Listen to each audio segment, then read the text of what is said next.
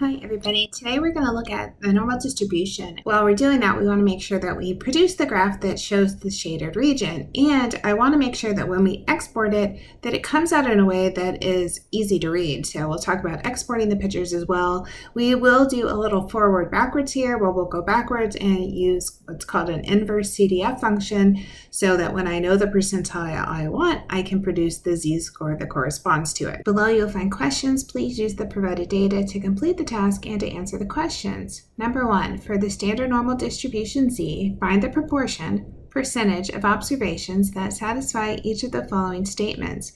In each case, use a graph of the normal curve and shade the area under the curve that is the answer to the question.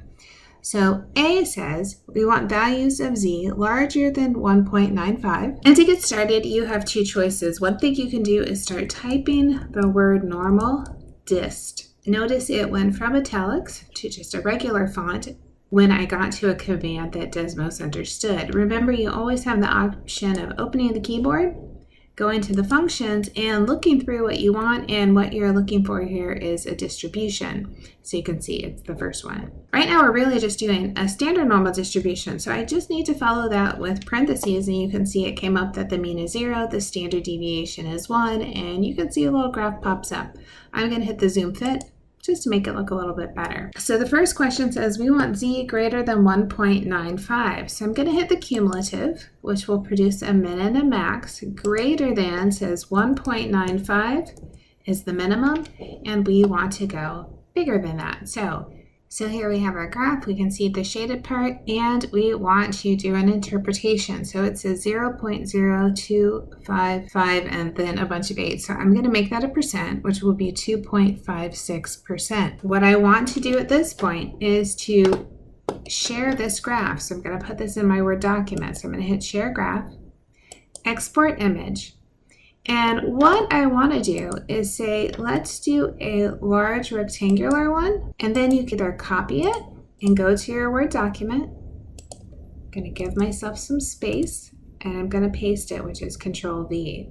By picking the larger one, it shows the tick marks better on the horizontal axis, so I can see 1, 2, 3, 4. So this is the way I choose to do it. I think that's really probably the easiest. If you want to make it a little smaller, you can grab it and just shrink it down. So underneath, I'm going to write that 2.56% of the standard normal distribution is to the right of Z equals 1.95.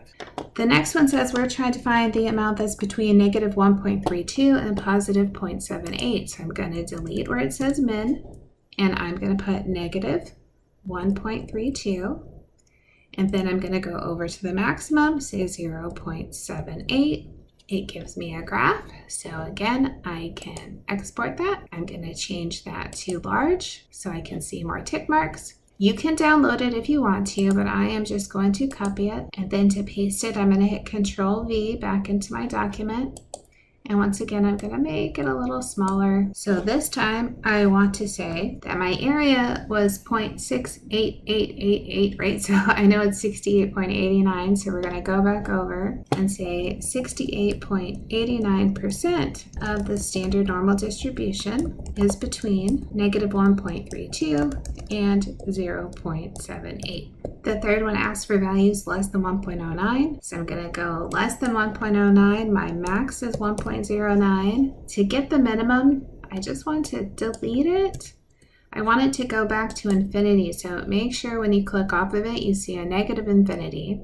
I can see it says 86.21%. And let's export this. Now we're going to type 86.21% of the standard normal distribution is to the left of 1.09. Number 2, a set of final examination grades in an introductory statistics course was found to be normally distributed with a mean of 73 and a standard deviation of 11. For each of the following, produce a normal distribution plot showing the appropriate shaded area. A says what percentage of the students scored lower than 70 on the exam. So the big change we want to make now, and the normal distribution is we don't have a mean of 0 and a standard deviation of 1. We now have a mean of 73 and a standard deviation of 11. So putting in the mean of 73 and the standard deviation of 11 will do the conversion for us. You probably will want to zoom fit this again.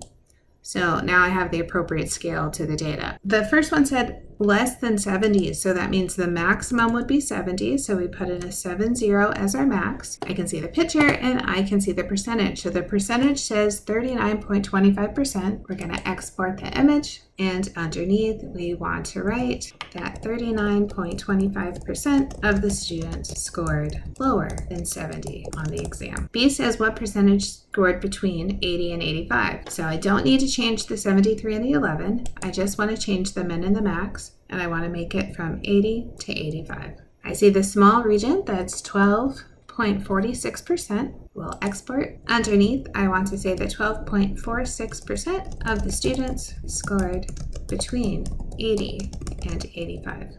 C says what percentage of students scored higher than 90. Now I want to say higher than 90, so 90 is the minimum. I want to get rid of a maximum, so you're just going to delete that. And now I can see it's 6.11%. So the last two go a little backwards. This time I'm going to tell you the percentile I want, and you're going to tell me what score corresponds to it on the test. So we're going to say what score is the 75th percentile. So to do this, we're going to keep our normal distribution, and I'm going to type it in a new line just so you can see it. So normal dist. And I need to keep the 73 and 11 because I have to tell Desmos what the mean and standard deviation are. But now the new thing I have to do is put a period and type inverse CDF. Inside this normal CDF, I tell it the percent that I want. So because I want the 75th percentile, I'm going to type 0.75, and it tells me 80.42. I'm rounding 2 decimal places. Let me show you that that's working. Let's go over here. Get rid of the minimum. I'm going to put in the maximum, the 80.42, and show you that it gives me the 75% is to the left. So it's nice to be able to check back and forth between your inverse CDF and your regular normal distribution. So let's go over and put 80.42. So we will say a student that scored 80.42 on the exam would be in the 75th percentile. And just for clarity, let's say that this means a student that scored 80.42 performed better than 75% of all students that took the final exam. I'm also going to go back and grab this picture so we can show this 80.42. So I'm going to use my snipping tool this time. I want to make sure you can see that 80. Paste this along with our explanation. Last one. What is the 90th percentile of the scores? This time I want to do 90th. So remember, I'm going to the inverse CDF and I'm typing 0.90. It says 87, and I'm going to go ahead and call that 0.1. This 97 would round up, so I'm going to call this 87.1. And let's check it by putting an 87.1 into the top so I can see the picture. It's really important that we do this too because I do want you to export the pictures on these. So let's go ahead and use our snipping tool, grab the picture so I can tell it's about 87. The last thing we need to do is say that a student that scored 87.1 on the exam would be in the 90th percentile. This means the student scored better than 90% of the students that took the final exam. So I hope you can see that was pretty easy to do. You just have to remember the 2 commands, or to go over and open up the functions button in Desmos so that you can activate the normal distribution. Good luck.